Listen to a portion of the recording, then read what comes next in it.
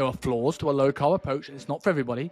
But I would argue we probably got the most consistent results of our career on what is a more restrictive and very probably subpar diet approach, because it was relatively easy to do. Like, this is the breakfast. Eat this for like the most stable blood sugar ever. It was always a hard sell when we were told that's the way you had to do it. But whenever I convinced someone to actually give it a go, I've never, ever got anyone regret it. You're eating this many calories. I know you've never tracked ever. So you're not even savvy with how to use a calorie tracking app. So let's start with this because it's going to give you an immediate structure. You're going to see weight loss. You're going to be excited about that. Getting these ridiculous claims where you're like, oh, I've eaten 1,200 calories and I'm a 90 kilo male and I can't lose weight. No, that's because you were not taught how to track properly. Your choice of how long or how severe you put people in a deficit or a surplus has a knock-on effect on these things. So Ben, before we started this episode, we asked, do we give you an intro or do we go straight into it? And you said, let's go straight into it. So my opening question for you is, how does someone, whether it's a client of yours or a coach listening to this, which is a lot of this audience, spot a weight loss charlatan? Tricky one, because like we were talking about off air, there is so much information now that it's quite hard to decipher what is useful and what is not. The most basic thing is that we all should know by now calorie deficit works, but we're not going to harp on about that because that's obvious. But the thing is, you get a lot of compelling information telling you one thing, then another thing, then this influencer says this person that you follow says that it can be confusing. Like, I have clients come to me and they'll watch podcasts or listen to podcasts even, like Stephen Bartlett, and they'll ask, Zoe, how much of this stuff do I need to listen to? Is there something in these continuous glucose monitors that I need to be doing? Am I missing out? Is that the magic bullet? Should I think about doing fasting, intermittent fasting? Will it raise my testosterone by 3,000%? Should I be vegan? Should I drop meat? There's a lot of good things with some of this stuff that comes out, but there's nuance as well. And when you listen to this information, it's often in short form first, and you get this snippet and you hear something and it sticks with you, and then you're like, oh, I'm going to roll with that because that's the way forward, and you don't understand fully what's going on. So like, to say, how do I spot a charlatan? If it's just pure BS, I don't know if you can swear on this podcast or not. If it's pure BS, you kind of know it straight away. It just doesn't work. Like simple stuff like detox teas, cleanses and whatnot, I think they've been debunked by most people. But there's other things that can be confusing because you'll have these pretty reliable sources saying valuable information, but then with a twist on the truth. So I think it's quite hard, much harder than it would have been in previous years because you've got so much information coming at you. So you almost have to try and find one or two select people that you generally get a kind of rounded answer from. And then I think that's the way it works best. I think the way, even the word charlatan, I cringed when I said it because it's good for the algorithm, it's good for the thumbnail, right? But it's one of those things. Like, I made a prediction with one of my regular co-hosts at the start of the year, saying the prediction I have for 2024 is the term fitness misinformation, off the back of COVID misinformation, is going to become the hot button of people claiming good, solid health advice is now misinformation. Maybe because it's not the biggest priority thing, and like, I'm not you. When I get questions like that now from coaches, but when you're working with clients, it's that conversation. I must give them a frustrating answer. Is Zoe good? Is it worth it? I'm like, well, is there a benefit in continuous blood glucose monitors? Sure. It gives you some data that's really useful and can help you with a lot of stuff. Do you need to do it? No. And people are wanting that easy answer. As you said, the magic bullet to this is going to be the thing that saves me doing the hard work and the basic stuff. It's added stuff. The more data you give me, the better results we can get. But it doesn't mean you can't get amazing results without Zoe or something like that. Yeah, and it's also like, how do you interpret that data? Like you just said, you can collect all of this stuff. You can now track like your calories, your sleep, your continuous glucose monitor. And then at some point you go, right, well, how much of this stuff do I really need? Like, there's probably a few big rocks that you can just tick off and you'll get exactly what you wanted. But because you're so overloaded with information, you're like, so here's the thing, I need this. I need to know that my blood sugar is stable so that I can lose fat faster. And you're like, really? That's your answer. And as you say, you obviously work with coaches, and they can fall into this trap themselves because they'll think, oh, I want to get a better or quicker result, so I will use this method. And then for me, I'm working with one-to-one clients who are mostly interested in fat loss, and they're going to go, well, am I missing something here? Yeah, okay, calorie deficit. What about this? Is this something we haven't addressed? You're like, not really. And you have to kind of brief them on how it really works. And I think this is where I think podcasting is a really good, like a message for good in the fitness industry for the most part. And we're going to come on to where podcasts maybe fall short very shortly and talk about things like Stephen Bartlett and Diet CEO. But again, most of the controversy I see even with Diet CEO episodes is how they make the trailers. Now, rightly or wrongly, if you're making your own opinion or reacting to something based off a 60 to 90-second trailer, that's your biggest problem there. Like great example of this is Paul Saladino, the carnivore guy, right?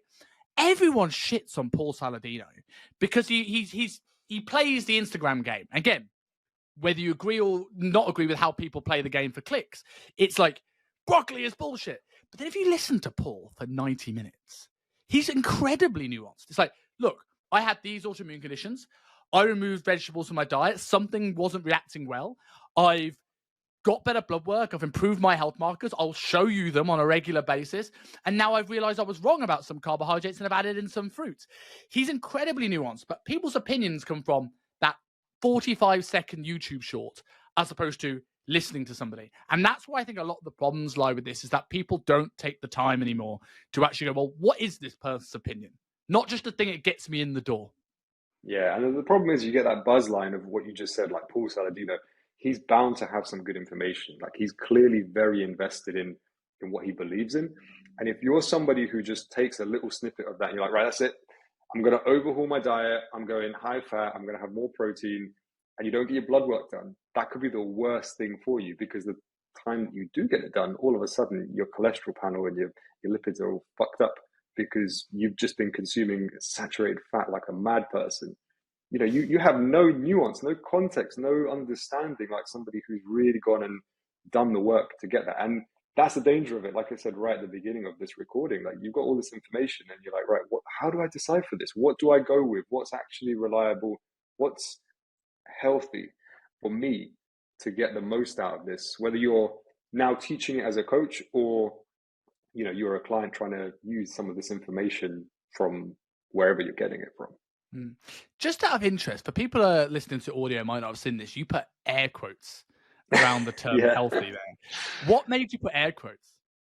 Because the word healthy has just been like changed so much in recent times. Like healthy to one person is not healthy to another person, right? So, somebody could be doing a carnivore diet now and they're like, that's healthy. You eating broccoli is unhealthy. For another person, having a sugary drink is unhealthy without any context of anything else in their life, right? So, I just put the air quotes up and you can't see it if you're listening to this, but because the interpretation there is just so vast amongst people. I agree with you in the term healthy change as well. And I think it's all relevant to the individual. I think sometimes it's the thing I've started to realize recently with coaches and the way they put out content is that, like, how much of a concern do you think restrictive dieting methods have for potential clients? Or do you feel coaches these days project their own unhealthy relationships with food on their audience? So, like, because I see a lot of people, so much people talking about this. If I go on Instagram, this is the general thing I see with coaches. Like, don't restrict any food sources. MyFitnessPal will give you a bad relationship with food. We've got to make sure we're inclusive of every single food. You never see this with training, do you? You never say, like, here's your total tonnage numbers. Go and fill it with any exercise you want if it fits your tonnage. But you see this with this kind of thing. Whereas I looked at the clients that we dealt with back in London, and it was like people needed simplicity. People probably 80% ultra-processed food, and this number's increasing. People probably need more restriction and more rules and more guidance. I feel that we've never had a bigger disconnect between what coaches think their clients want and what they actually need than ever before. Do you agree with that? Yeah, I agree with you, but I think that comes from marketing. When you're trying to generate business and get people on board to say, you can still include your social life on the weekend, you can have beers, and don't worry, we won't change your diet that much. It's an easier sell for a lot of people. You're like, okay, cool. I don't have to change my life, and I can actually get pretty shredded. I mean, I'd sign up for that. But like you say, the truth of the matter is, if your diet is 80% ultra processed shit, and you haven't seen a vegetable for the last month, then we need to do some work. And as you rightly said, when we were gym floor trainers, a lot of our clientele were coming with that background. And I think those early sort of working days together with a client are important, that you set down a structure and go like, look, this is not normal what you're doing. The way you're eating, this lifestyle is not conducive to being healthy, and you're not going to get the desired result. Like you need to give a little before you can get something back. So you put in the hard work, you shift the kilos, you learn how you really should have structured your day. And then once you've done that and you understand the system, you can start to play with it.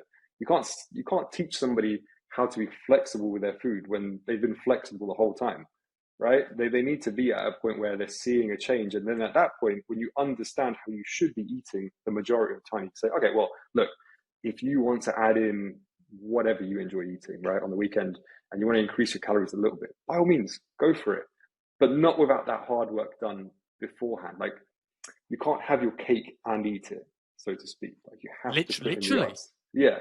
And, I think this whole nature of like MyFitnessPal ruining your relationship with food is a bit of BS, to be honest. Like, yes, you're going to have the odd person where they have a bad connection with food, and you need to vet that before you sort of get into using it. But most people don't. Most people project issues they have with food onto clients, like you said yourself. So if you use it as a tool like it's meant to be, and you say, look, this is what you're eating right now. This is what the app is showing you. Can you see that this doesn't fill you up? It isn't nutritious. You're not hitting your macro targets. Like, how does this work? You start to get a greater awareness of it, and you go, actually, yeah, you're kind of right. Let's think about this a bit more logically, have a plan in place, and use it for the greater good. And it's not to say now that, oh, you're going to live on an app and track every morsel of food that you put in your mouth. No, absolutely not. But you are building a skill. You do sort of build your own database of the things that you like to eat most of the time, that fit your lifestyle, that have solutions for the way you like to do things. And then when you do pull away from it, you shouldn't be reverting back to the stuff you were doing before, because you've got the knowledge base. It's now just a case of, do you want to apply that stuff? And when you do, you're in great shape, or you stay in great shape. And if you don't, then that's a conscious decision, and nobody can say anything to you because it's your decision, right? And I think that's where it all comes from. And a lot of newer coaches are scared to kind of pull that trigger of a client and be like, no, look, what you're doing right now is terrible. It's just not going to work. Like, we need to start from here and then phase you up. Yeah, I think like one of the things when I was working with clients and I was going through the reverse dieting process, I had this little document of things we want to achieve in this next 6 months to give you this sort of like balance between these things. And it wasn't move away from tracking necessarily. It's to be able to move away from tracking or double down on tracking without guilt either way. It is the same thing as like saying, like, if we went out for a beer, I wouldn't say beer is destroying your relationship with yourself. But if you were an alcoholic and I gave you that beer, it's an entirely different kettle of fish. And I think a lot of like clients aren't putting themselves in the shoes of their potential client and going, well, I've dieted for 6 bikini shows in 4 months, and now I can't have a white fish. I'm cutting bits of white fish off at a restaurant to make sure it fits my macros, and I'm bringing scales. The conversation of MyFitnessPal with that person is very different from a person who doesn't know how many calories are in a bag of crisps or 100 grams of chicken, or doesn't know what a portion size looks like. And I think, do you think, because on our macros conversation, right, one of the biggest things I'm sure you've seen with clients tracking the macros, and the thing I see with coaches wanting to give this inclusivity right from the off, is that people are really bad at tracking macros. It's a skill, and 1,200 calories and I'm not losing weight has almost become a meme at this point. Like, do you think that, like, when you're working with if you're working with complete beginners, the busy professional wants to lose 5 pounds without giving up any of the foods they love, do you reckon like people are overplaying the macros card too soon when they haven't learned the skill of actually having a bit of structure in their life? Like, do you think it's more complicated than it needs to be? Yeah, I'll tell you from the way I coach it, and I have done for a long time, I generally like to start people off early days with a meal planner. And I know that's going to sound almost prehistoric, but I'll talk to the client and just say, look, what do you like to eat, right? It needs to be in line with this. You're eating this many calories. I know you've never tracked ever. So you're not even savvy with how to use a calorie tracking app. So let's start with this because it's going to give you an immediate structure. You're going to see weight loss. You're going to be excited about that. And I understand in a couple of weeks, you're going to be pretty bored of eating the same stuff. So we'll give you some variety. And alongside this, we will use a calorie tracking app so I can upskill you on how to use that thing. So when we get to the point where I say, okay, no more meal planners, you have autonomy to do what you want to do with this, we're in a good place. You know, you're not getting these ridiculous claims where you're like, oh, I've eaten 1,200 calories and I'm a 90-kilo male and I can't lose weight. No, that's because you were not taught how to track properly. Once that's sorted, you're in a good spot. You start to make better decisions because you'll go, oh, right, Ben said I should have 3 protein servings per day, and therefore I'm actually doing that and I'm having some vegetables. And now I've got all these spare calories, and it doesn't really matter that much. I've got a bit of a higher fat intake or a bit of a higher carb intake. It's just dependent on whatever is important to me or however I'm eating on that given day or week. That's really as complicated as it needs to be. But, you know, other coaches will just want to be so inclusive, and clients as well. They'll be like, oh, I want to include a beer or whatever it is. And you're like, well, you can, but it can't all come at once, right? Because as we said, if you do that right from the get-go, what are you learning? You're just trying to squeeze stuff in because you miss it straight away. And then also just like be pragmatic about it. If you take me right now, I'm dieting, yeah? Most 5 days a week, I'm consuming 2,000 calories.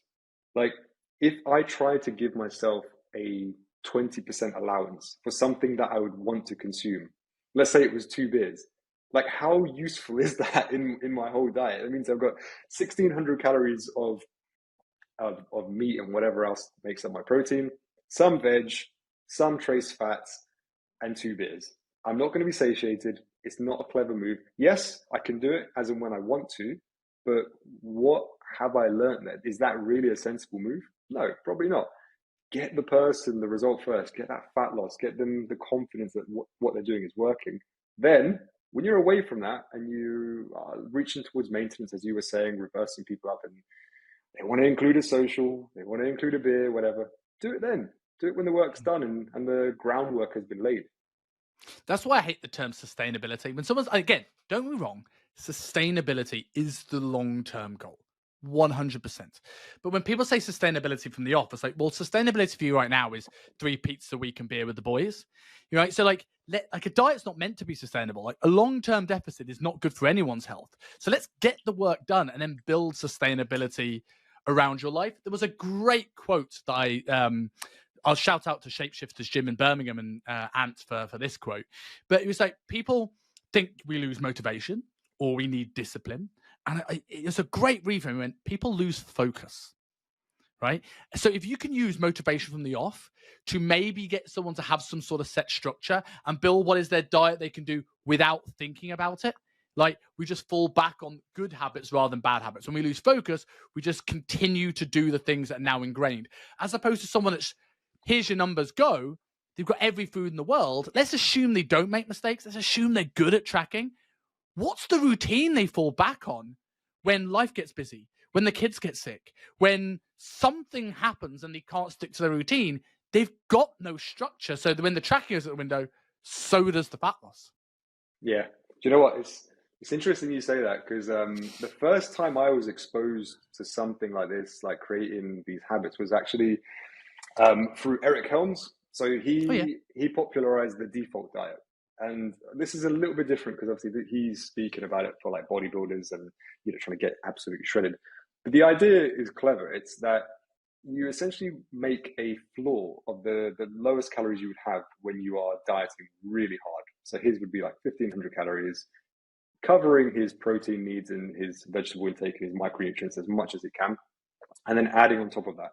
And that would be called the default diet, like the basic structure of what you would eat most days. So as you said, if you then applied that to your normal person, you then just add stuff on top of it. So once you've had your breakfast, your lunch, your dinner, and maybe a snack, what else are you having on top of the day that you can just fall back on? If you've got a stressful day at work, kids been sick, whatever it may be, that just makes it easier for you. And I think that's kind of what you get from doing those early things at the beginning, setting up somebody's meal plan. Like, let's be honest, you're going to gravitate to a few meals for meal options per meal.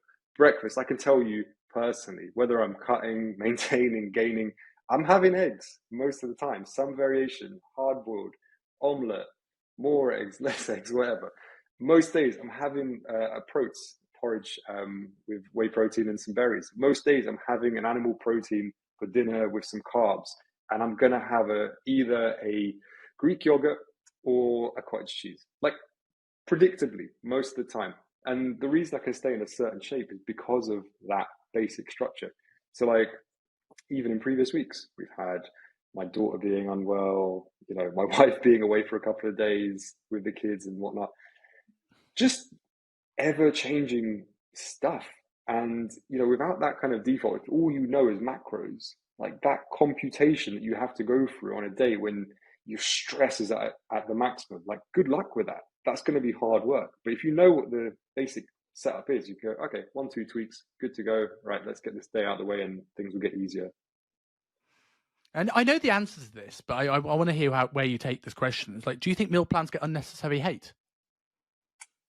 Yes, but I think they get unnecessary hate because they've been used in the wrong way for such a long time. If we go like way back when, like I can tell you even myself, back when online wasn't such a big deal, you send a meal plan, and because of the way that things are communicated, you wouldn't get people saying, "Oh, I need a bit of variety." They'll just think, "Well, this is how we get results. Follow the meal plan 1 and 2 for 12 weeks, get amazing results." They're like, "Fuck, I hate this diet. I've eaten prawns and stir fry for the last how many weeks," right?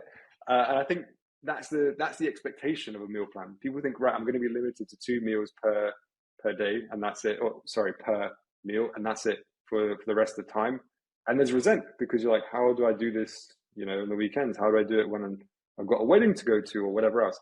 They just associate with like, this is either on or off, and that's it. So I think it gets a bad rap. Maybe there's a bit of stigma around it. But I think if you set it up and you just think about it practically, like most people, Monday to Friday, they're working. They have a very set routine. Like when they're getting to work, when they're coming back from work, nursery, drop-offs, pickups, whatever else goes on in their week, probably eating very, very similar foods. So I'd argue a meal plan is actually very useful for coaches to kind of teach it in that way, and also for clients just to be like, look, how many options do you really need? Like, how many different things do you eat right now for your lunch and dinner? I'm willing to bet it's not more than 3 different things. Yeah. Weekends, yeah, you need some flexibility. So are meal plans the devil? I would argue not. It's more the application of meal plans. I think that's a really good answer. And I always say this, like people say that meal plans don't teach you anything. And I'm just like, I use that example of if it fits your tonnage earlier on, right? Well, then why'd you give a training plan? Right? What does that teach you? It teaches you structure, it teaches you routine, it teaches you which exercise to choose. Meal plan will teach you structure, it'll teach you routine, teach you which foods are satiating, which foods are nutritious, which makes your foods feel good. And we just give nothing teach you less than here's some numbers, go, here's every food in the world. It's like what teach you Cantonese? Having a Rosetta Stone tape, and that shows my age, or whatever app you use now, Duolingo, to learn Cantonese, or just drop you in Beijing and say good luck. Like, you're not going to learn anything. It's just going to be so overwhelming. So going back to the misinformation stuff, and I said we'd come back onto podcasts. So what are the biggest sort of like influencers, podcast appearances that particularly like ground your gears, and why? Most recently, it's the Tim Spector one, and I don't really want to dig him out per se. It's more the concept. What I don't like is you're getting somebody who's very well educated, who's written books, right? Who I would imagine fundamentally realizes that the calorie deficit is the main thing, right, for weight loss, but is popularizing this idea and charging a fair whack, to be honest, for something that you don't necessarily need by creating a fear around it. So like I can tell you, even with the clients I work with, I've had a good dozen ask me about this, like, should we try it? Should we do it? And I've looked into what it is, like the testing and whatnot, the muffin, then taking a dump into the thing and sending it off. Like it's a lot. It's a lot of stuff to do with just like checking your blood glucose. And then when you really think about like what you would need to do, you could do all of this stuff without needing to do Zoe. Like, it just seems like really well packaged marketing. And yeah, it grinds my gears just because it's just a very informed person twisting the truth, let's say, with some of the things that are being said. Like, I think I watched the whole episode, and one of the lines was, losing weight works when you calorie track, but it's hard to do, and most people reverse back and gain weight. I'm like, well, that's very vague, isn't it? I mean, what does that tell you? It tells you it basically works, but you have to work harder. It's like, well, no shit. Is there anything in life that you have to putting a not work needle in hard your at? arm, putting a Yeah, needle in your arm and tracking blood glucose is easier, and people are going to keep to it better. yeah. Well, I think the idea is you don't have to calorie track, and I don't really see how that works either, because even if you do eat very well and you have your blood glucose extremely stable, you can still overeat and be heavier. Like, it's not a predictor of weight loss. And let's be honest, a lot of people want to do this stuff because they see it as a way of getting leaner and avoiding calorie tracking. So that's my beef with it for the most part. And then obviously you've got a big podcast like Steven's where he knows fine rightly that that sentence is going to just like capture so many people. Coaches like me, we're going to be pissed off about it because we know what we know. Clients who are into this sort of healthy lifestyle will be like, that's great. That's my thing. That's what I'm going to do next. That's the thing I find the biggest thing with the Diver CEO episodes. Like, I once did a comparison, and I made it into a carousel on my page of like, guess the thumbnail title, guess the episode title, Chris Williamson versus Stephen Bartlett. And like the Chris Williamson episodes were like things like the secret to weight loss, or move better forever, or things like this, like, which is still like, I want to click on them, but they're not like, it's not sugar is killing you or calories are a total lie. And it's not only is it the clickbait nature to get people in, it's the hypocrisy of it. That if you remember when he did that diary, that interactive journal where you scan a QR code and you get lessons from people on different things, he had a fitness advisor, which was Darren Cartel. No disrespect to Darren, but Darren's a calorie counting, neat up 24/7 guy. So when it actually came to a product he was selling that his audience had to use, he all of a sudden contradicted all the guests he was getting on, which means he knows it and he's doing it anyway. So you can't say he actually cares for the listener anymore. He's looking at this like a business and what gets clicks. In that Tim Spector episode, he was binning all the stuff for sweeteners, and it was like, quick one, Huel. Yeah. Like, and I quite like Huel, but like, there's a hypocrisy here. But the thing is as well, like, Simon, not every single person is going to listen to every single episode or connect the dots or know the stuff that we know or go onto PubMed and research calorie restriction on adults and see what it does. You just take what he says verbatim because he is a doctor, he's published books. Like, why would you question it? He's an authority. And that's the danger with it, because it's not going to be challenged. And you might see it as, oh, all these young trainers don't know what they're talking about. This guy's an authority. He's been doing it for X amount of years. And it's very easy and compelling to believe. I also think as well, I would give him a little bit of slack if he got people on, like, let's say Lane Norton or Dr. Mike Risatel, or people that like talked about the other side of the equation. Because I also think because we all, as we said at the start, we're not going to bang on about whether calorie deficits matter, because we all know they're true.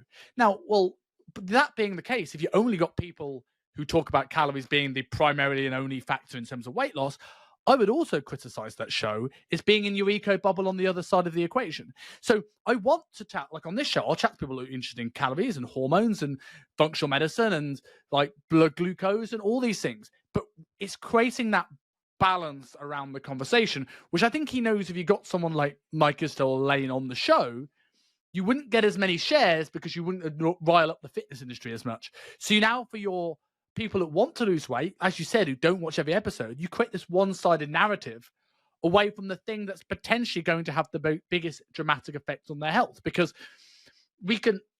will hormones impact our weight loss? Will processed food affect how we feel, how we perform, how efficient our metabolisms are, inflammatory status? Sure. Is there benefits? And there's a great episode, if you haven't watched this, Rhonda Patrick on Modern Wisdom. Unbelievable. First line, Is low omega-3s as bad as smoking? And there's very compelling research to say yes, there is.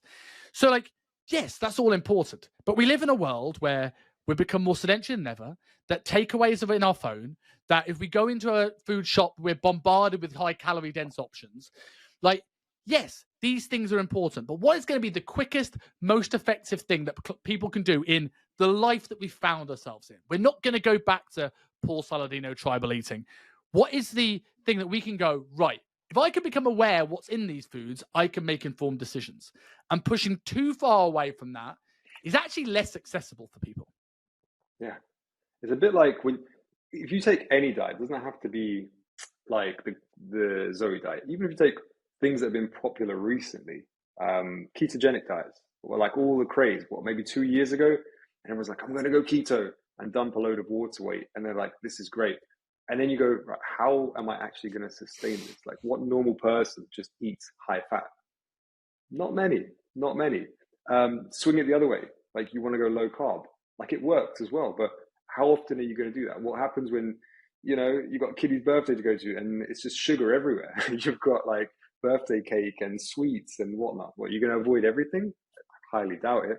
It's just trying to find sort of that middle ground. And as you say, you need to be well enough informed to actually do something with it. And yeah, look, it calls for a bit of work on your end. If you just watch these shows and you go, right, that's it, that's the answer, then you're always going to be stuck in the middle, whether you're a client or a coach, right? You're not really getting anything out of it. Do you think there's a time and a place for diets like that, though? Because I had this conversation with a coach recently who had a client who was, he never stuck to diet. He was a chef, right? So he always overate on the weekends. And we spoke about the conversation of like, he wants to do it one more time. He's going to commit, but he foresees the same issues. And I'm like, okay, well, you could always just go like low carb throughout the week. And then just like, that adds a little bit of allowance, and it's easy for him if he doesn't want to track calories. Because I said this phrase to him, I don't know where it came from. I went, why does Slimming World make more money than you? Now, I'm not endorsing Slimming World or Weight Watchers or low carb as this ultimate diet approach, but I think where coaches often make the mistakes because they're willing to track the macros and train really hard and learn to understand foods. Clients are their priority, like we love learning about that. Their priority is law or accountancy or whatever their job is, or their family. They don't care about this. Like, Slimming World makes more money and gets more people in shape than pretty much every coach I've ever met because it's simple. And I think, do you think sometimes we lose the practicality in working out what is the most inclusive, the most optimal way of doing things? I think the Slimming World example is interesting, but as I understand it, you have a point scoring system. You have SINs, don't you? Is that right? It's calorie tracking with another name. Yeah, so then the question is like, how different is it really to calorie tracking versus that? I'm not saying it's not a good idea, and I do agree. I think if you've got simplicity at the front of your mind, you've got less resistance because the person's going to be like, yeah, well, I'm just doing 2 or 3 things and that's that. It's easy enough per day. And yeah, look, you're going to have clients that will need a different approach. Not everybody's going to commit to tracking every day. I do think there's a massive benefit in doing so, but some people how long do we do low carbs? Like, sorry to cut you off there, but like how long do we do low carbs with diets? And probably got, again, there are flaws to a low carb approach, and it's not for everybody. But I would argue we probably got the most consistent results of our career on what is a more restrictive and very probably subpar diet approach because it was relatively easy to do. Oh, okay, I could just swap chips for a side salad. Yeah. I mean, that's the thing. Like, as long as it's implementable, it's easy enough. But I also think, whilst it might have gotten good results at that time, I don't think you could emulate that kind of result now because people are just too well informed and there's more that they'd want from it. Like, I don't think if I said to you, right, Simon, next 12 weeks you're doing 12 low carb, that you'd follow through. You'd just be like, no, mate, there's better ways of doing this. I do a boot camp. Yeah, you get 2 weeks, you do 2 weeks, and then you're like, come on, mate, let's twist this around a little bit because it's not working for me. Yeah. So it kind of changes with the times, which is fine as well. But yeah, the simple message is that what you tell a client or a coach should be very quick to implement and simple enough to implement. So if that's tracking, then cool, track. If it's low carb, then low carb, whatever. Because we said earlier on that I think the pendulum swung too far the other way, where people are pushing the calorie message as a because it's the biggest priority, it's a little bit of they're hiding behind the fact they don't know anything more. And this is coaches here. Like, it's just calories because they don't want to admit they don't understand the things that are a little bit deeper that could affect their client's physiology. And I've seen results saying olive oil is ruining your diet or nuts are ruining your diet. And it's like, well, like olive oil is one of the most nutrient dense food sources on the face of the earth. I would take some calorie density there if you can factor it in and like improve health in all sorts of ways. So where do you feel this balance is between calories, hormones, nutrient density? Like, the whole point of this is having nuance.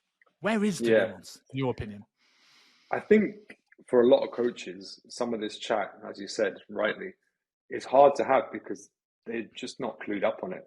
And I think some of it is actually well outside their wheelhouse. Like stuff with hormones, just leave it. I've seen coaches try to take this on and like, take this supplement to increase this and drop this and that. I'm like, you have no idea. You can't interpret that. If the person hasn't got blood work, you probably can't assess a blood panel unless you've trained as a doctor. So just do what you think is okay. Let the client make an informed decision. Let them discuss it with their health practitioner and take the advice there. But on the stuff that you can do, that you can advise on, like let's say the nutrition to an extent, think about what you're saying. Like, yeah, okay, we agree, calorie deficit is important. But if I said to my client, all right, well, all I need you to do is eat your protein and then the rest of the food is whatever you want it to be. What about if they just ate at McDonald's in the morning, first thing? They'll get weight loss, but they're going to feel pretty shit. You know, they're not going to focus. Their blood sugar, funnily enough, will be a little bit unstable potentially. They'll go into their next meeting unable to focus. So is it unimportant? I would say not, because it's how it makes you feel. Like, what does it do to your skin? Is your skin still good? Are you breaking out in spots because you've now just got a super high sugar diet because you've learned how to macro track? Like all of these different things that could come off the back of not making better choices, or maybe restricting your fat so far. Like, like you said with the olive oil. Okay, I'm going to drop the olive oil. I'm going to use a fry light spray and lean meats and Greek yogurt. And my fat intake is less than 20 grams. What happens then when you're not actually feeling that good, right? You're getting not absorbing symptoms. ADE and K, testosterone will probably follow suit, especially if you're dieting and even a deficit. Yeah, exactly. Like these things have a knock-on effect. Yeah, and you feel worse and worse, and you're like, oh, I don't know what's going on. And you say to your coach, oh, I'm feeling horrendous, my hair's falling out, whatever it is. And your coach is like, just stay in calorie deficit. Yeah. It's I think with these things, like when I approach the topic of hormones when working with coaches, it's like, I think you need to understand roughly how the system works. You're not there to supplement, you're not there to medicate, you're not there to prescribe, you're not there to interpret blood work, right? That's when you start to refer out and work with doctors if you're dealing with people with Graves' disease or Hashimoto's. That is above your scope. But also, your choice of how long or how severe you put people in a deficit or a surplus has a knock-on effect on these things. So understanding what are the symptoms, like you said, hair falling out, right? It's a clear symptom of low thyroid. Well, if I know that, at the very least I go, right, let's push calories up now, right? Let's solve this issue. Does that make it better? Yes. Phew. Glad I knew that bit of information how thyroid works. Or no, cool. Here's a doctor. Go and get this checked out. Get some bloods done. Let's see if we're okay. And understanding things like testosterone on fat intake, fat soluble vitamins, like these things are important, but it's understanding, I think, where a lot of people coach this independently from calories. They'll go, here is how thyroid works, and they'll talk about all these funky pathways. And I go, well, okay, but the biggest thing that affects all our hormones is going to be where our caloric balance is. Before we think of a lack of iodine to help thyroid and conversion of T4 to T3, well, if your calories are lower, thyroid will go down. If your calories are higher, thyroid will go up. And blood sugar control is harder in a surplus and better in a deficit. I'm like, calories are still the important thing here. And it's like, if you hear hoofbeats, think horses, not zebras. So like, if someone is feeling tired, look at their sleep, look at the nutrient quality, look at their stress before you go, I think it's thyroid. I think that's the thing. Because I see coach all the time, my client's not losing weight, it's got to be cortisol. I'm like, no, they're sneaking cookies, mate, and they're not telling you. Yeah, and the thing is as well, some of this stuff holds true. Like, look, if you've got somebody with a thyroid issue, they might well need to be in a slightly bigger deficit at times, depending on what their symptoms are, right? If you're going to get a result where it might be going too slowly for them to the point where they're not motivated to keep up. And it's true. Look, if you diet somebody pretty hard or pretty long, eventually, yeah, cortisol is going to be a bit higher and you're going to get a bit of fluid retention. And if you don't know that, you as a coach could be doubting your client. You're saying, you're not following the bloody macros, blah, blah, blah. And what you don't realize is they're actually just retaining a ton of fluid.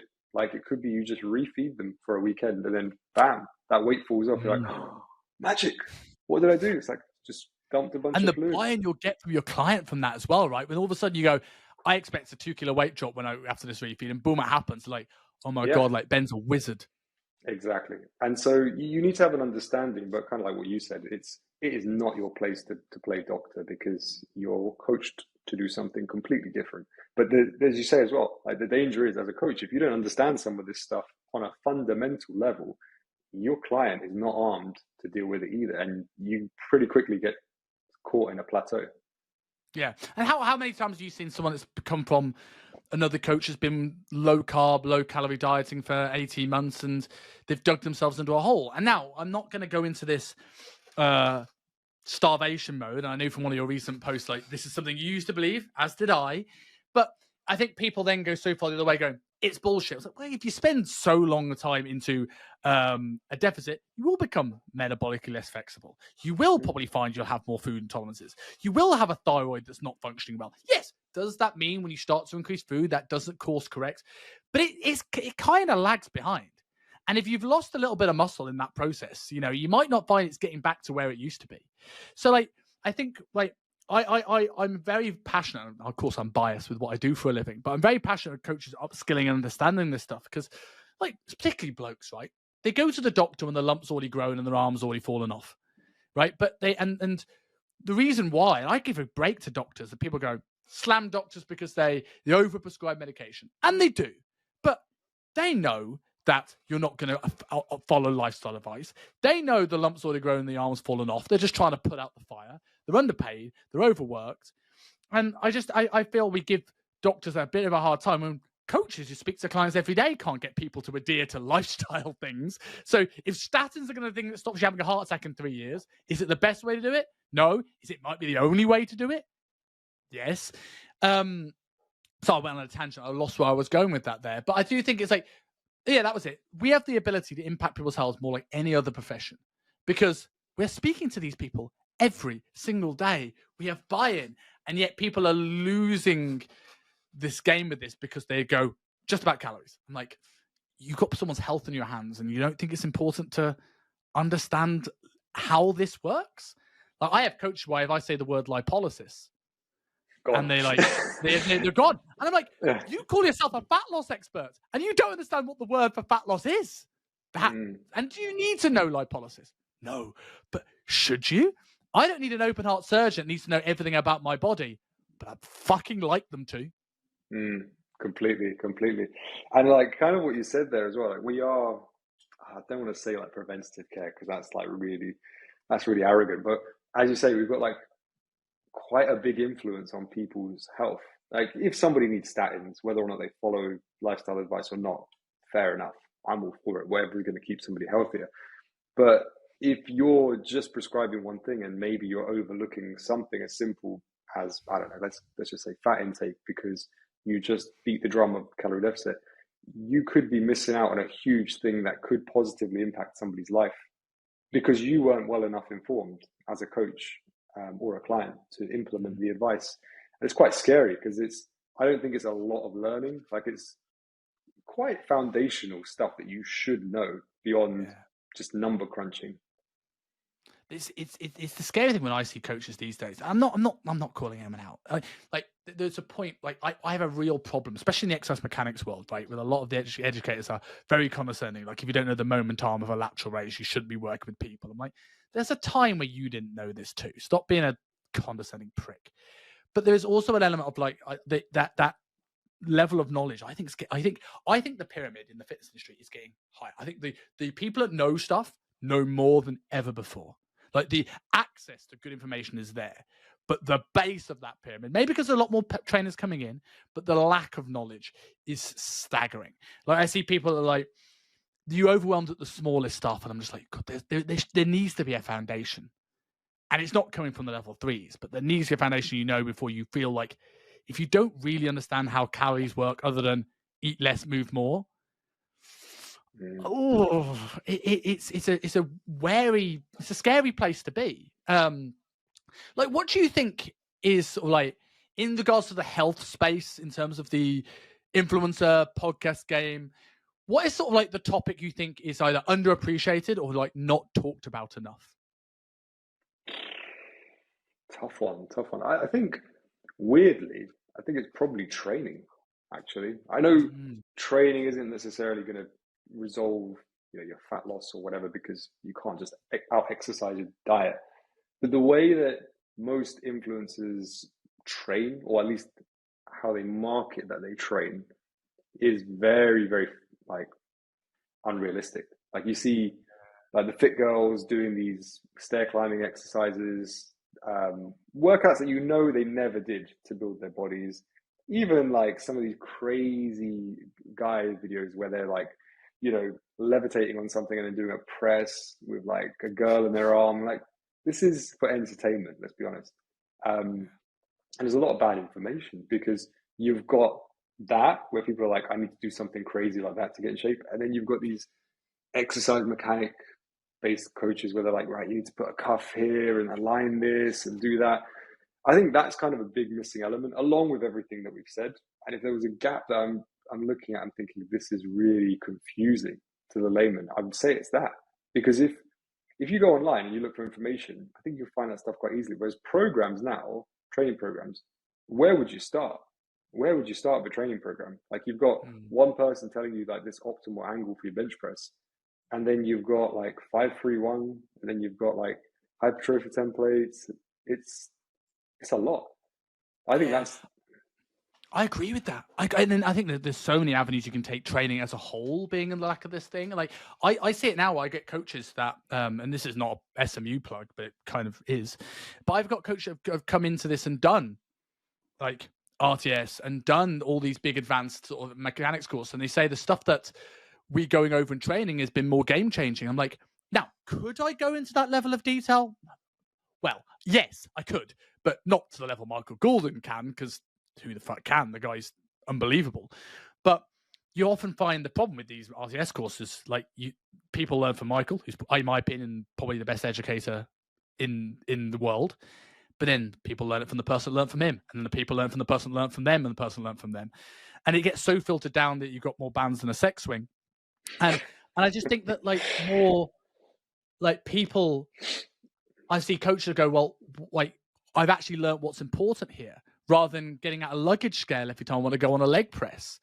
And again, the training thing is such a really good point, because like I think people don't talk about the importance of muscle mass in longevity. Longevity has become a thing post-pandemic, but very few people are talking about increasing muscle mass affects trips and falls, which are one of the biggest causes of death in the elderly. And I think training 100% is a very fair answer to that. Absolutely fair. I mean, if you think about like longevity, the person I hear speaking about it most is Peter Attia. I don't know how you say his name. Peter Attia, yeah, him. So like, got the book there. I haven't read it yet, but Outlive. It's on my to read list. Well, there you go. But I mean, like most people, if you said to them longevity, it will be things like calorie restriction, fasting, losing weight, yoga, meditation. And then when you say to them, how about the idea of just having a bit more lean mass to prevent you from falling, to having the grip strength, to being able to do like day-to-day tasks, standing up, whatever, like simple things. And I'm not even talking about the elderly. I'm not talking about like 60, 70-year-old people. I mean, people in their 40s and their 50s, because it's interesting. I'm 35 now, and there's people I can see just 5-10 years older than me where they're already in decline. They're showing those symptoms. You think, wow, you haven't had a background in lifting, maybe not even to the same extent that I have, but somebody who's had some like basic level of training, and you can see how this is going to go. It's not going well. Like, you add in, you're overweight, you don't know what you're doing, nutrition and so on. You're losing muscle mass every year. Your body's working against you because, it just is, because you're aging. And you think longevity, right? Of even if you couldn't tick all the boxes with your nutrition, you didn't have that down perfectly, if you were training, you'd still get like a huge upside. So I think it's a forgotten variable. The dangers in the dose as well, right? Like you said, like people talk about calorie deficit, they talk about zone 2 cardio, and they talk a lot about, and again, these things are really, really important. And I get like people are pushing the AMPK sort of thing. So if anyone's listening to this again, going back into the podcast movement, you'll get a lot of people, can't remember the guy's name now. I probably should be shouting him out anyway because a lot of his stuff is bollocks. But a lot of the pro-vegan movement for longevity is around about pushing this sort of AMPK pathway, that we're not building dangerous cells, things like this. But the dangers in the dose. If I spend too long in a caloric deficit, why does Brian Johnson have to take testosterone patches every day? Right? Because his diet is not giving him something. So, like, as you said earlier on with hormones, this cycling of calories is your thing for longevity. You want to have enough time in a surplus to hold on to as much, if not build some lean mass for falls and strength and being able to move and do stuff as you get older, and enough time in a deficit to manage inflammatory status, manage various other things. And like, it's so the biggest thing I would take if anyone's listening to this thing thinking, right, how do I spot let's go back to that title of the show, charlatan?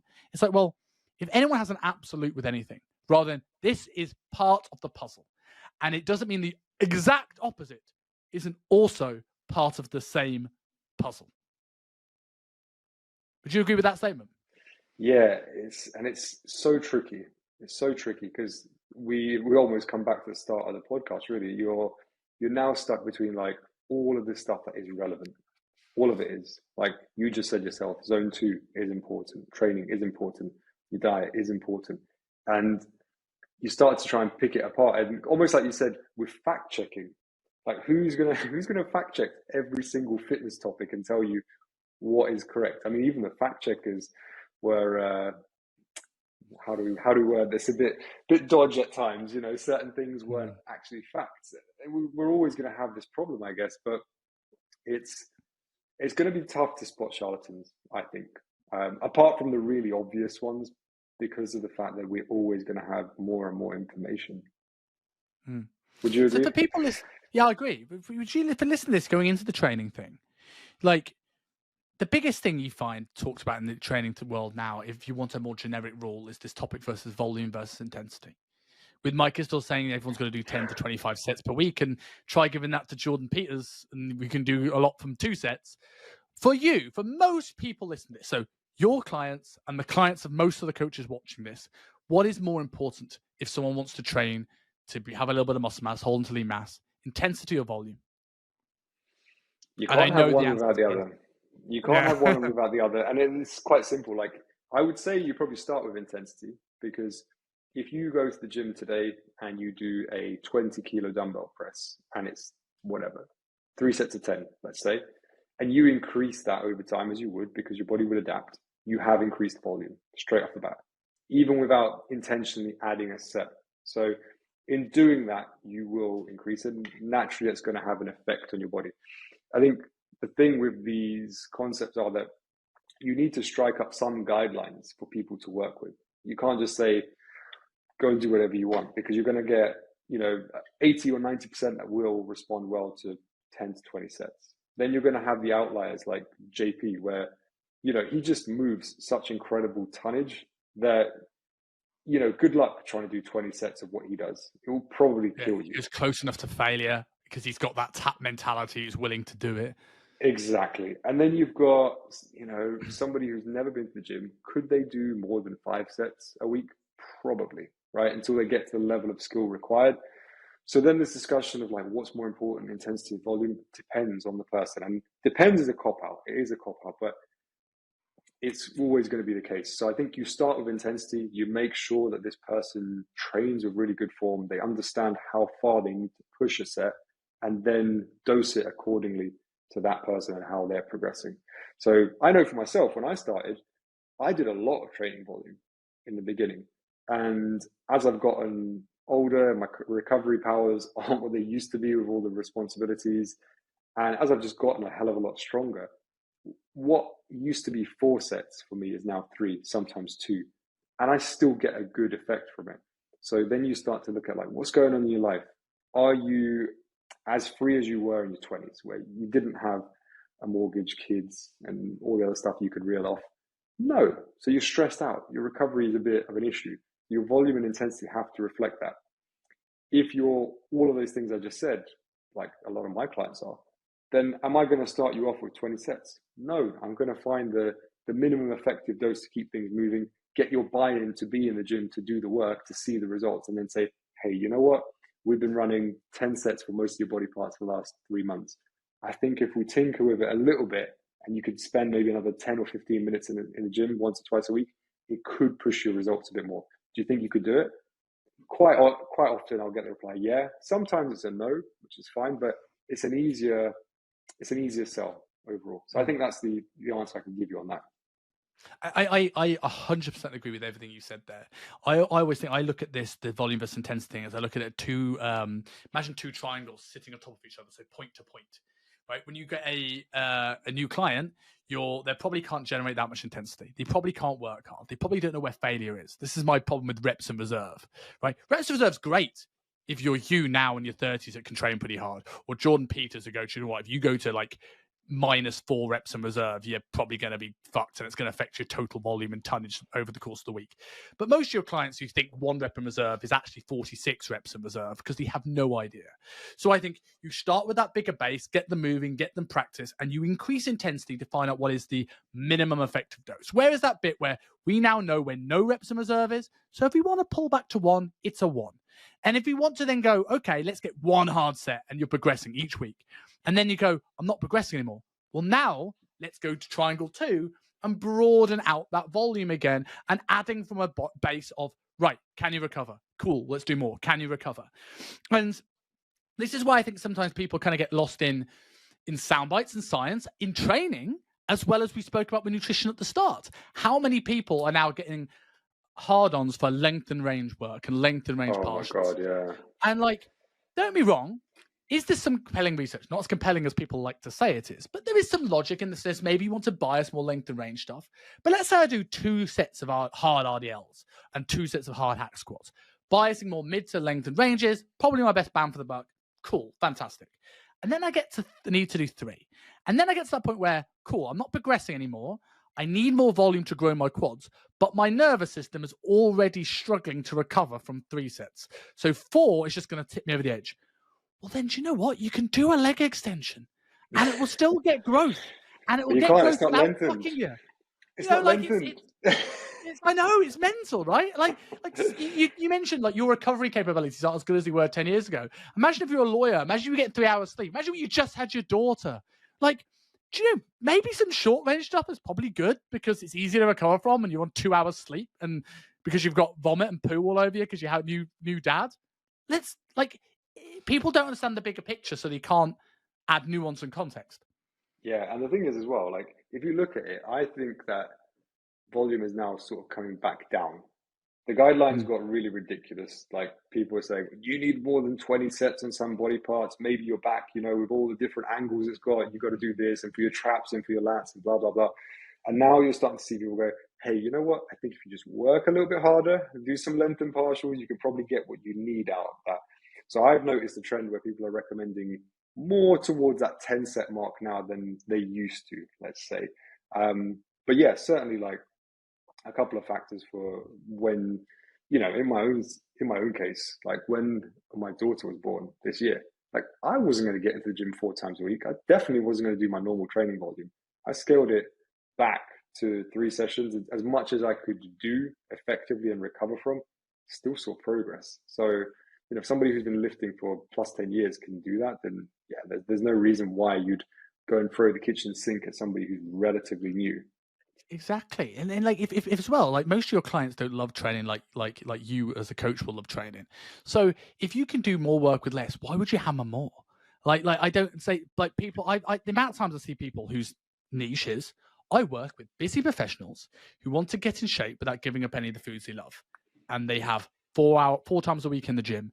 They have real complicated meal prep and food volume guidelines, right? They demonize liquid calories because, that they're not whole foods. Like, but you haven't got much time.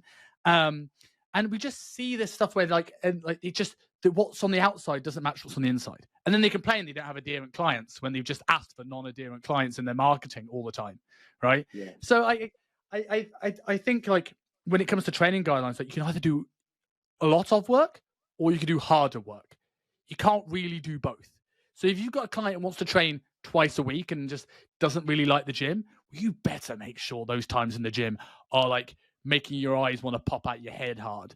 But if you don't want to train that hard and you've got the time to do 6 days a week and you love it and you just love being in the gym, then maybe we pull back a bit to allow you to do 6 days in the gym, because doing something positive for your health every day is the thing that keeps you on your diet.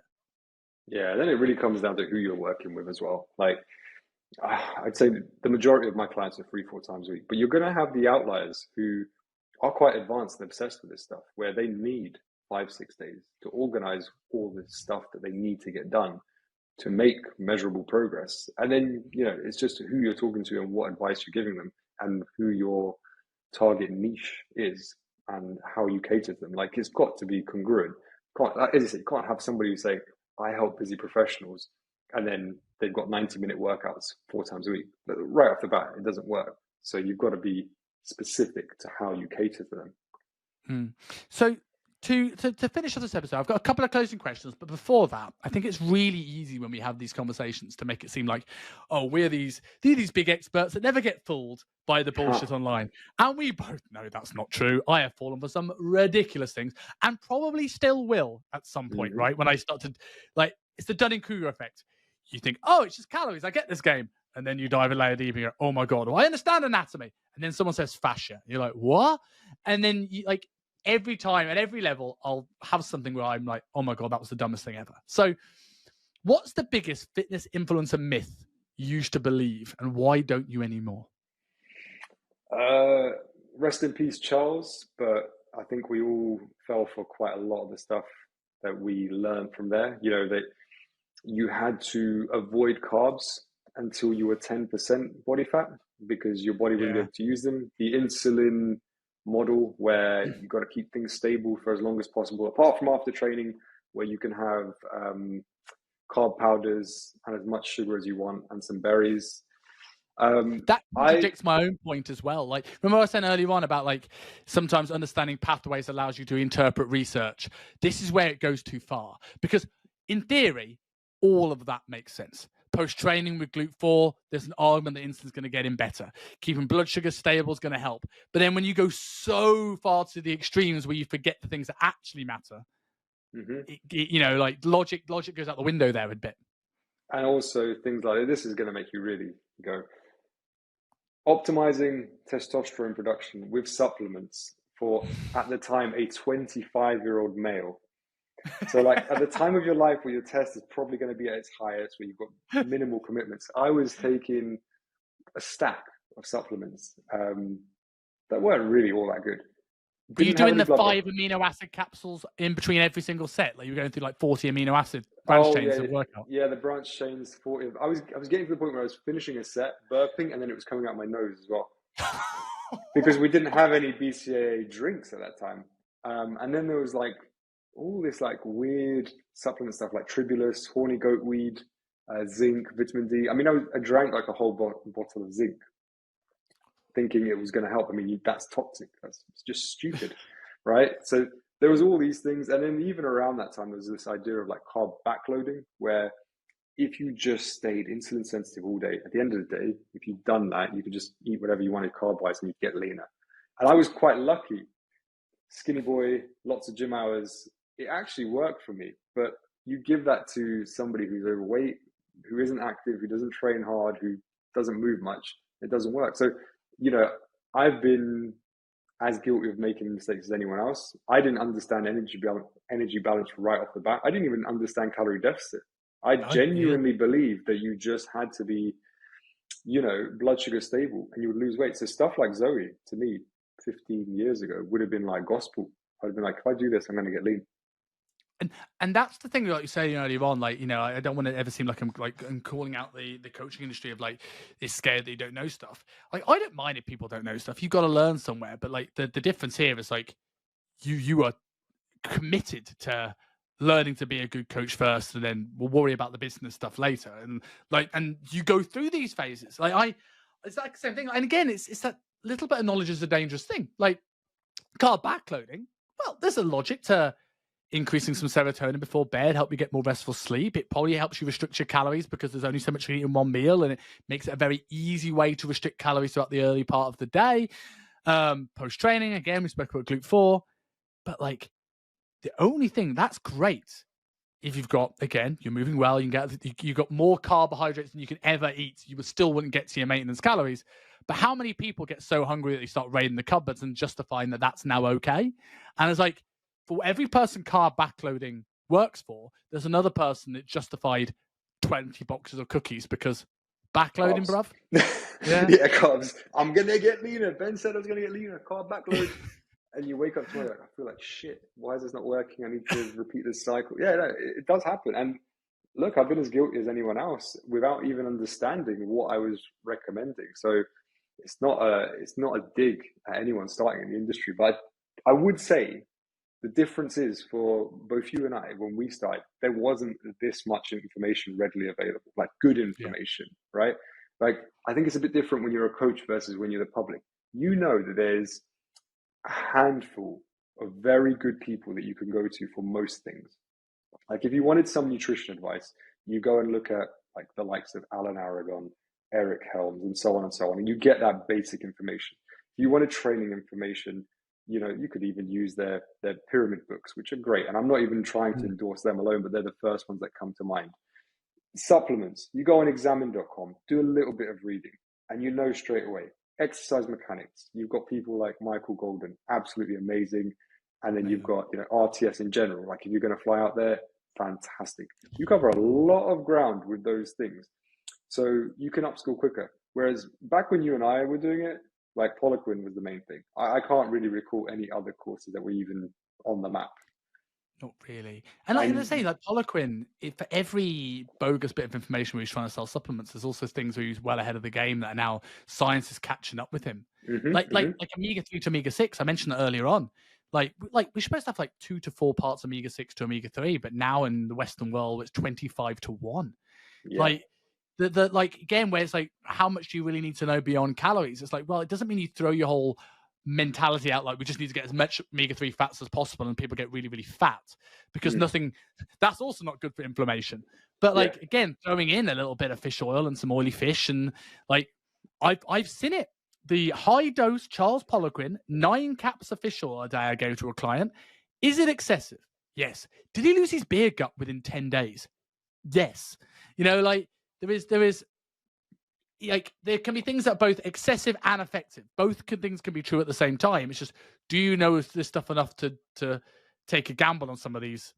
Yeah, but Simon, you gave him 9 caps. The recommendation was 1 cap per percentage point of your body fat. So if you were a 40% fat male client, good luck. You'd be drinking that stuff. True. Yeah. So no, RIP. A lot of good concepts from Charles, but yeah, like because you asked me the question, I think it's just so much more readily available. I would just kind of would argue that if you're the modern day coach, you have so much more accessible to you to be upskilled. And what you see, I'm sure you see this, is coaches now looking at how they can get people through the door. They're doing courses with business mentors. They're learning marketing before they've learned some of this stuff. And then as they're signing up, they're like, what should I set my clients' calories to? You're like, how the fuck do you not know how to set up a diet before you actually got somebody through the door? That generally scares me. It's like you wouldn't go to you wouldn't go to an accountant who couldn't file a tax return. You wouldn't go to an open heart surgeon who didn't know how to do the surgery because they had a good hook or a good video editor or a good reel. And yet we see people throw more money, more business mentors, more editors onto the problem. And I would argue, I think most coaches have less of a lead gen problem and more of a retention problem. Like they can't keep clients. I have seen, we spoke about training, and like we mentioned from the health perspective, people should talk more about training. But I've looked at checking some coaches where for 6-7 weeks, they haven't mentioned training. They're talking about journaling and life coaching and ice baths and morning routines and calories and like things like this. And they don't touch training. And they wonder why after the dieting phase ended, the client doesn't see value in their service anymore. It's like, well, you never set a strength goal. You never looked at the tonnage. You never asked for exercise videos. You set the program that someone's probably just given you on a template, or it worked for you, and off you go. And the thing that I would say about this is that there's more information readily accessible. When me and you did this, there was less information, but coaches on the whole had a drive to find it. Now we have more information and people just don't care. Like Simon, the amount of low-cost lectures and free stuff that people just won't do. You give them to them free and they go, sorry, nah, I'd rather just play PlayStation or just do some more lead gen. I'm like, that's scary. Simon, think about it. Like when we were doing it, every course that you went to that was reputable at the time, you saw the same people. You'd bump into them and be like, oh, you're on this one as well. And you'd be like, it was the same sort of 20 people in most courses, right? That you would see. You'd see everyone at the Poliquin courses, like by hundreds. You'd see hundreds of people. And then after a couple of years, you started to see Luke Johnson bringing a couple of people over to the UK and to Bath and Birmingham and whatnot. And that's when you saw everyone sort of meeting up. And those were the evidence-based coaches. And now everybody just seems to be, just marketing, which is, like I say, it's just so scary. I see fitness symposiums, like we looked at ISI and Swiss and these events, right? And it's like Eric Serrano and Luke Lehman, and these are the people we're listening to. And now I see London Fitness Expo, Stephen Bartlett, Ali Abdal, James Smith. And at least I could say that James Smith is a fitness guy, sort of. But the other two, I'm like, is this a fitness summit? Like, there's no fitness people here. And I've been to a few seminars since they come back, like 2 or 3 of them, and there was average about 10 to 15 people here. I remember 10 years ago, I went to an Eric Helms seminar, and they hired out the whole function room of the Tottenham Hotspur ground, and they filled it, like chairs upon chairs upon chairs. And I'm like, this is mad. Like people are struggling. Good coaches. I'm not just talking me. I'm talking good. Not that I'm not good, but like people have established getting 10, 11 people to a seminar. Like, people like I've seen James Sutton did the thing the other day. Amazing coach. Like 5, 6 people there. I'm like, what? Like, I would travel across the country when I was 25 to listen to someone like James Sutton speak. Like, completely. And yet people are now gone. You were saying, you just listed off those 3, like James Smith, for example, like kind of fitness is what you said. But you look at his messaging, it's like, oh, don't get too shredded. It's not pointless. Your dick will go limp and there's no point of having abs. No one cares. Love yourself. And then you're like, well, if you're learning from him, that's what you're learning. Like, you're not going to raise the standard for your client. You're just going to be like, don't worry about getting too lean. It's pointless. Yeah. And then you give them that message. They lose 2-3 kilos. Like, just love yourself. It's good. That's what you wanted anyway. You're like, what's your service? Like, this person's after life-changing. Life-changing isn't 2 or 3 kilos of weight loss, right? They're in poor health. It can't just be that message. It's important. Yes, the pendulum swings both ways. But if they've signed up with you, you need to give them something where they're learning, empowering, and actually getting a proper result. So you've got to be careful who you're learning from as well. Yeah. And James Smith, recently I saw his sponsored thing pop up for his business course. And he said the phrase, most coaches leave the industry not because they're not getting good results, but because they're not skilled at sales and marketing. Now, to give James his credit, I think there was an element of truth in that. There are great coaches that don't know how to get clients that are struggling and burning out. And also, from a marketing, sales, email marketing perspective, James could be the best business course on the planet because he's one of the few people who is a proven commodity in making a true name for himself in the fitness industry. But I would argue that most people, the good thing about James, outgoing lad, good-looking lad, real gift of the gab, funny, entertaining. Now, a lot of those skills you can learn. But other people who just want to do a really good job with the clients of a big, long, sustainable business, no matter what they do, they're never going to be James Smith. So now you giving them the same thing, they might need more results. We're adding to this pile of coaches that just think, I had this the other day. Right? Someone said to me, I said, I've got a bunch of free resources for training and nutrition. And someone goes, it's all right, mate. I'm on James Smith's course and we're learning the same thing. I went, you're learning the same thing? Oh yeah, like sales and marketing. Like, yeah, I don't do that. And it's scary that that's the first place you're going. And it really is. I think it's going to be an interesting year in the fitness industry where I think there's going to be a shift when clients are starting getting wise to it. But I think we've got a little bit of time left before these people get caught out. Yeah, I mean, the sooner it happens, the better, really, because it will be a good thing for the clients and it will be a great thing for the coaches because they'll have to upskill. And the level of upskill to me isn't that high. Like some of the stuff we're talking about, some of the resources you're probably telling people to go and check out are things that we did when we were in a certain London-based gym, where we had to upskill quickly. We'd read in our free time and we'd go, oh, okay, actually that makes a lot of sense. Let's implement that, and then bam, you see it working. But it does require a little bit of time. It can't just be, oh, marketing, marketing, marketing. It's like, how do you deliver that service for that client and they get the result? I think of a 10-year business more than a 10K month. Yeah. Like the old, I'm a big James Bond fan, and like Silver and Skyfall, which in my opinion is the best James Bond movie ever made, second to probably You Only Live Twice, said that last rat standing. If you're the last rat standing, that you're gonna have a better business. The problem is you can make a great 10K month and go bust. And I think that's where a lot of people are going to go. So I have a closing question I ask every person that comes on the show, but I do want to ask, off the Poliquin thing, one other small question. Mm-hmm. And I saw this in your content. You bring this up, so this is why I asked this. Are you still a fan of the meat and nuts breakfast? Me personally, it's impractical for me. So, like my morning routine, the first thing I'm doing is getting the two girls ready for a nursery. So I'm having a coffee while they're having their breakfast, or I'm feeding them. So me doing meat and nuts is not going to happen. Coming home, cooking up a steak with my eggs or ground beef, I would eat it. I don't have a problem with it. But again, it's probably not the first thing I would eat, and I can't say that I've ever experienced that kind of sharpness through having a more protein and fat-based meal personally. I have had clients who I've recommended it to who've been skeptical. They've had it and actually been like, you know what, surprisingly, it's not bad. Ground beef doesn't take that long to make, and I use a bit of this and I feel quite sharp, but I would not really push that. Like, I wouldn't create a meal plan for somebody to say, hey, we're doing meat and nut breakfast because this is the thing. More often than not, 9 out of 10 times when you're looking at breakfast options, people are going to be gravitating to porridge, eggs, simple stuff that they can grab on the go. So yeah, I'm not opposed to it. I would eat it if I had a bit more time available in the morning, maybe, but it wouldn't be a regular feature versus how hard I was on it before. Like, this is the breakfast. Eat this for like the most stable blood sugar ever.